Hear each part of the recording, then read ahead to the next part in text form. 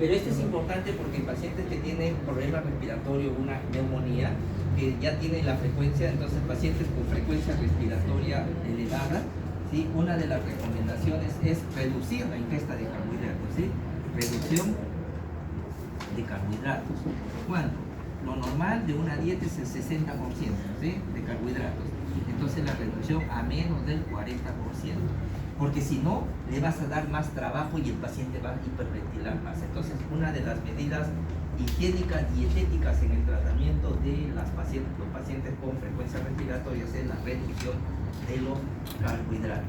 Entonces, ese fue uno de los grandes aportes que hicimos en el pabellón 8 en el manejo del COVID. En el básico, no sabía que había que reducir carbohidratos y se incorporó en el protocolo dietético de estos pacientes. Mejoró la en otros hospitales igualito le sería. Para cómo obtener la gasometría hay que hacer una punción lumbar, ¿no es cierto? Hay que localizar una arteria superficial, ¿sí? Y este es el equipo que se necesita, lidocaína, una jeringa, estéril, etcétera. Pero lo más importante, antes de hacer la punción lumbar es esto, hay que hacer el test de Alex, ¿sí? Antes de pulsar, porque nosotros utilizamos ya sea la arteria radial, ¿sí? No, la radial, que es más accesible, pero antes de esto, de pulsar, si no conocemos al paciente hay que hacer un test de Alex. ¿En qué consiste? Comprimos las dos arterias, ¿sí? Y entonces, al comprimir, se va a volver pálida la mano, ¿sí? Y luego descomprimos la arteria del lado cubital. Y si vuelve a enrojecer, quiere decir que el arco palmar está permeable. De tal suerte que si yo entro acá y la lesiono, la secciono la arteria radial, no pasa nada, porque va a seguir irrigándose por el lado cubital, ¿sí? Pero se imagina que ya estuviera lesionado el lado cubital y me meto acá, entonces puede producir una isquemia en toda la mano, ¿sí? Ya, ese es el test de Alex, ese es lo más importante antes de hacer una punción. Y esta es la técnica, hay que localizar la arteria y se entra siempre en 30 a 45 grados siguiendo la dirección de la arteria. ¿Ya? No se olviden, desde ahí. La toracocentesis es un procedimiento que tiene valor diagnóstico y terapéutico. Diagnóstico porque nos va a permitir determinar si estamos ante un exudado o un trasudado, que es lo más importante. Entonces, ¿cómo definimos un exudado y cómo definimos un trasudado? A través de los famosos criterios de Lyle. Y ahí están los tres criterios originales de los papeles originales, como dicen, de original paper de Lyle, ¿sí? Y él describió tres criterios. El primero, si el recuento de leucocitos es mayor de 10.000 o mayor de 100.000 en cada centímetro de líquido pleural, primer criterio, para exudar.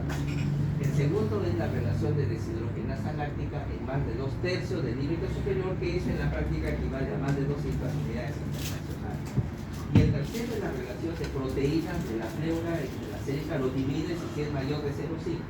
O la relación de deshidrogenasa láctica pleural sobre la célica es mayor de 0,11, te dice que esto es un exudado también.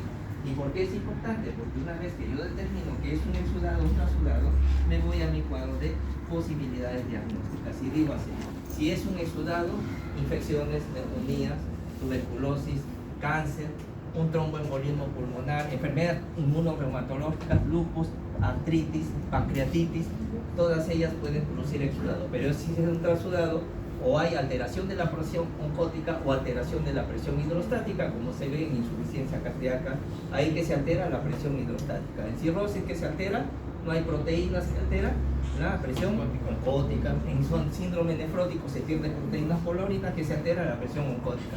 Obstrucción de la vena cava, alteración de la presión hidrostática. Hipoalbuminemia oncótica, pericarditis constrictiva, hemodinámico, hidrostático, ¿sí? Y esto es importante saber si es exudado o si es trasudado. Y el otro habíamos dicho que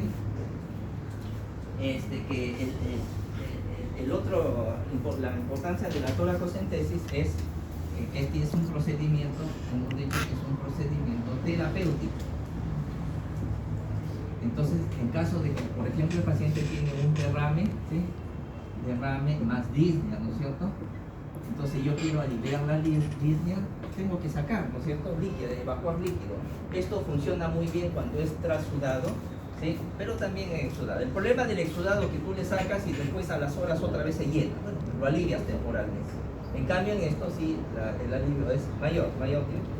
Entonces si yo tengo un paciente que tiene derrame pleural y quiero hacer una toracocentesis terapéutica, entonces la pregunta es ¿cuánto de líquido voy a drenar? ¿Sí? ¿Cuánto drenar? No se puede drenar mucho líquido porque si yo le dreno más de 1 litro, ¿sí? Entonces puedo generar muchas presiones negativas cuando respira y eso va a aumentar el derrame pleural. Entonces, ¿cuánto para aliviar? ¿Cuánto es la respuesta?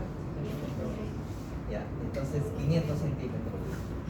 Y es cierto, ¿no es cierto? Es lo que es drenar lo que se llama un volumen corriente o, ¿se acuerdan esto? El volumen tidal, ¿no es cierto? Esa es la cantidad de aire que necesitamos para realizar una respiración normal, ¿sí? Sin tanto esfuerzo. Entonces, si yo le quito eso en líquido, el pulmón se va a expandir. ¿Cuál es el volumen corriente? Lo que dice Ángela, 500 cc, pero este es en una paciente de 70 kilos, porque el volumen corriente es de 7 cc por kilo. Entonces, allá que pesa 30 kilos, no, 500, cuidado, porque me da mucha presión negativa. Entonces, son 30 por 7, 200 centímetros y le estoy dando un volumen, ¿sí? Completo para respirar normalmente. Entonces, ¿cuánto? Un volumen talla, volumen corriente. Bueno, en una persona peso, talla normal, entre 400 centímetros, ¿sí? Ya, pero es cuidado para los que tienen poco peso. ¿Ya? Y el procedimiento, ahí está el material, siempre eso es importante. Una de las características del derrame tuberculoso a veces puede ser transitorio, ¿sí? Si no lo drenas inmediatamente se reabsorbe y ya está mejor el paciente. Por eso siempre revisar, actualizar una radiografía. Más de una vez ha pasado que le han tomado la radiografía hace una semana, ¿sí? Se demoró más de una semana y usan y sale seco, ya se había reabsorbido el derrame. Entonces, primero revisar la radiografía y examinar al paciente, ¿sí? Examinar. Y lo más importante es, una vez uno va a pulsar, siempre pulsar por encima de la costilla, en el lado superior, en el borde superior de la costilla. ¿Por qué no meter en el borde inferior de la costilla? ¿Se acuerdan de la anatomía? Que hay en el borde inferior el paquete vasculo nervioso y puede lesionar ahí, ¿sí? El paciente debe estar en esas horcajadas, ¿sí? Cabalgando sobre una silla o sobre un listo, y ahí esa es la postura que debe adoptar el paciente, ¿sí? Ya. Entonces ahí está más o menos el procedimiento y lo que está sacando es un líquido amarillo cítrico, ¿sí? Luego existe la serología, es importante, el PPD, que es un derivado proteico purificado, ¿no es cierto? Derivado de una cepa que hasta ahora la tienen, ¿sí? En 1940 la cepa de Ciber, hasta ahora la tienen, y de ahí procesan esto. ¿Qué indica, no es cierto? Es una inmunidad retardada tipo 4, ¿sí? Celular, ¿no es cierto? Y se lee a las 24 a 72 horas, ¿sí? ¿Qué es lo que veamos? La induración. Pero ¿qué indica si es positivo? ¿Sí? ¿Qué indica si es positivo? No indica que tiene tuberculosis, ¿no es cierto? Ahí está, lo que se mide es la pápula que se forma, ¿sí? Y acá están los resultados. Si es un paciente con VIH, si tiene radiografías anormales sugestivas de lesiones tuberculosas o ha tenido un caso, ha estado en contacto con un familiar, un amigo, basta 5 milímetros para decir positivo.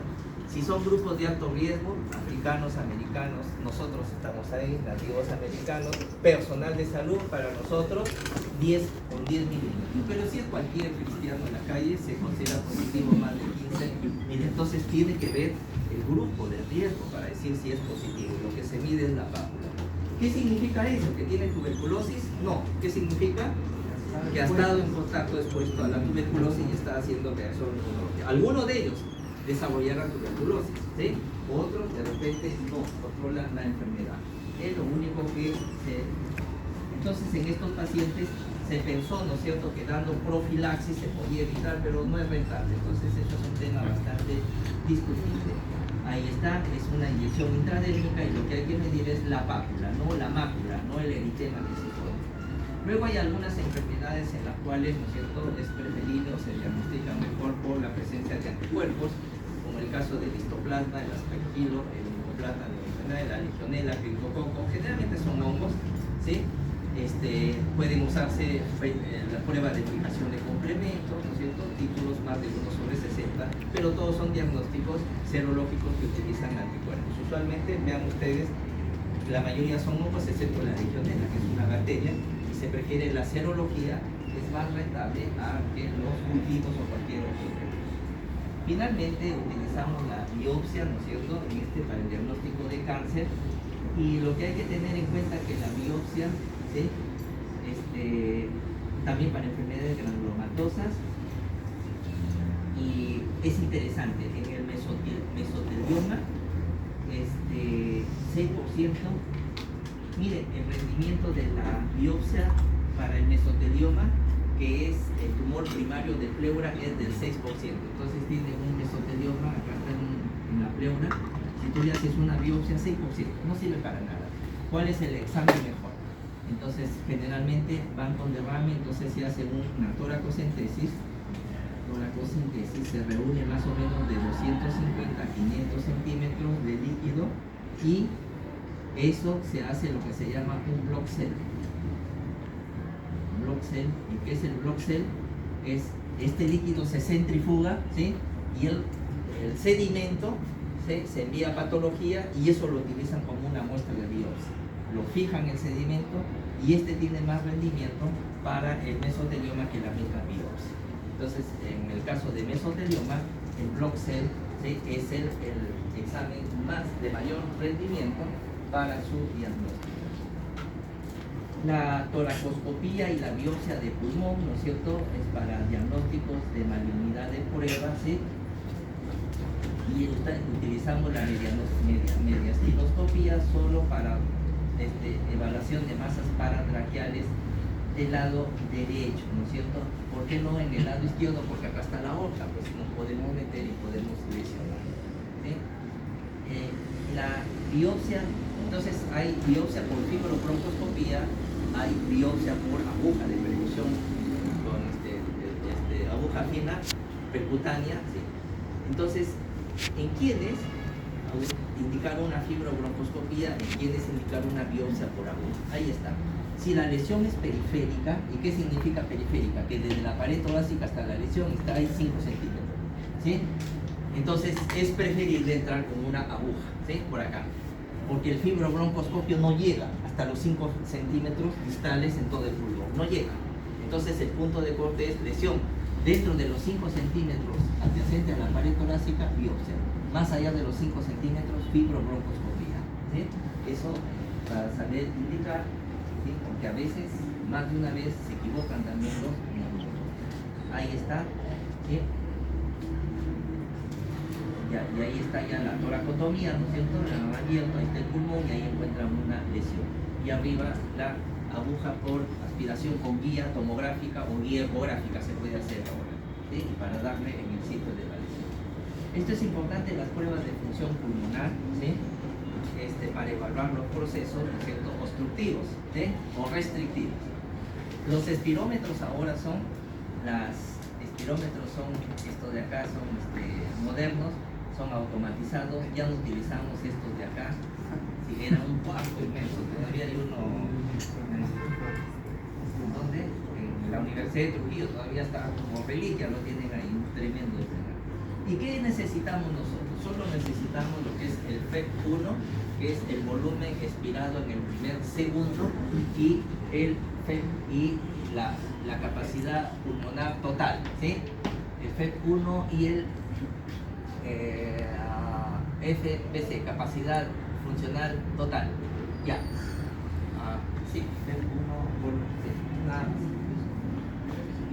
Ya. Entonces, ¿para qué se utiliza esto de acá? Entonces, para hallar lo que se llama el índice de Tifanov, Tifanov. Ahí está el índice de Tifanov. Nosotros, ¿qué hacemos?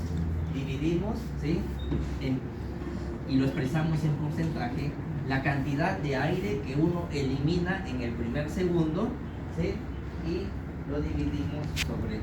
Y entonces vamos a tener esto de acá. si la relación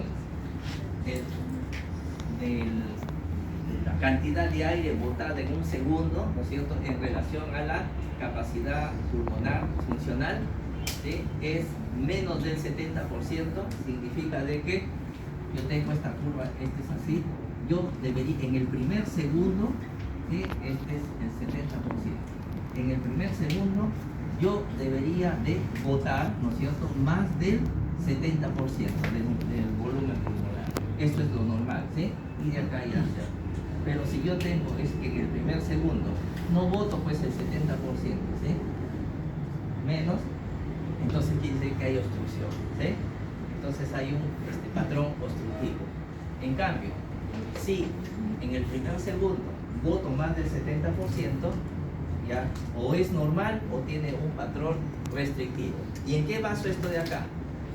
Si la capacidad pulmonar total esperada es más del 80% es normal, pero si es menos del 80% es un patrón restrictivo. Entonces el patrón restrictivo, esto es lo normal, este es el patrón obstructivo, y el patrón restrictivo es esto. Es un patrón normal pero en pequeña proporción. Este es un patrón restrictivo, ¿sí? Tiene poca capacidad pulmonar, ¿sí? Cuando le pides que bote en un segundo, haga una expiración forzada, lo bota, ¿sí?, pero de acuerdo a su capacidad, que no es normal, que la capacidad pulmonar total, pues. Para eso nos sirve el índice de Tejano, para ver si el patrón es obstructivo o restrictivo. Y esto le da, ahora las computadoras le dice, relación FEP1 les va a decir, menos del 70%, ya saben que es obstructivo, más del 70%, y a continuación le dan el FBC, ¿no es cierto?, la capacidad funcional del pulmón, y les dice más del 80 o menos del 80, y con eso ustedes construyen su esquema y dicen es obstructivo o es restrictivo. Ese es el índice de Tejano, y para eso sirve. Y finalmente los test de provocación por imagen, ¿sí?, no, de test de provocación bronquial, ya no se utiliza esto, ¿sí? Para pacientes con tos no explicada y uno quiere saber si es asma, inhalación con soluciones de metacolina o histamina, que son producen hiperreactividad, para ver si reproducimos el asma o no reproducimos el asma. Pero ¿saben qué? Cuando hicieron estos test, algunos pacientes terminaron en la unidad de cuidados intensivos porque terminaron en una crisis asmática. Así que ya no se utiliza esto para el diagnóstico de asma. La espirometría ha reemplazado a esto de acá, obstrucción. Y entonces, ¿cómo hacen? Tienen un patrón obstructivo, le dan broncodilatadores, y si mejora esta obstrucción en más del 15%, este es asma. Si mejora menos del 15%, este es el COVID. Ahora lo hacen así. ¿Ah? No, broncodilatador de acción rápida, o sea, LABA, ¿no es cierto? Y finalmente tenemos, vamos a ver después algunas imágenes, y arte de ladeo, la vida es corta, solicitudes de casos mecánicos, rápido, esta decisión es difícil y la oportunidad solo se le va a presentar poquísimas veces. Es fugaz, ¿sí? Bien, hasta aquí.